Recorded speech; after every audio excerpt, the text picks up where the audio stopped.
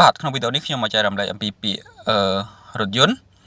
ហើយក្នុងភាសាថៃបងប្អូនទាំងអស់គ្នាប្រហែលធ្លាប់បានឮហើយខ្លះៗហើយដូចជាម៉ូតូអញ្ចឹងគេចំណាំនិយាយពាក្យ motorcycle ណាបាទតែប៉ុន្តែពាក្យដែលគេសរសេរពាក្យអីហ្នឹងនិយាយជាលក្ខណៈត្រឹមត្រូវបណ្ដោយគេហៅថា motorcycle អូខេប៉ុន្តែនៅពេលដែលគេនិយាយជាក្នុងជីវិតប្រចាំថ្ងៃ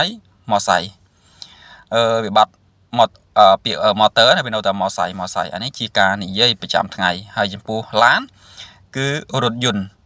ហ្នឹងហើយវាដូចខ្មែរយ៉ាងដែរប៉ុន្តែគេហៅរថយន្តឬមួយក៏រថដោយច្រើនគេតែនិយាយពីថារថបានន័យថាគេចង់សួរថា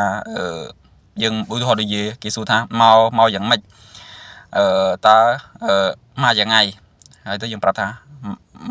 មករថយន្តឬមួយក៏មករថម៉ូតូសៃអាហ្នឹងជាពាក្យដែលយើងតែធ្លាប់ឮនៅក្នុងពលរដ្ឋថៃនិយាយជាប្រចាំថ្ងៃបាទខ្ញុំចង់បញ្ជាក់ថាពាក្យថារថនេះគឺរថធម្មតាហើយរថយន្តគឺសំដៅទៅដល់ឡានហើយម៉ូតូសៃគឺសំដៅទៅដល់ម៉ូតូសៃនឹងឯងគឺម៉ូតូ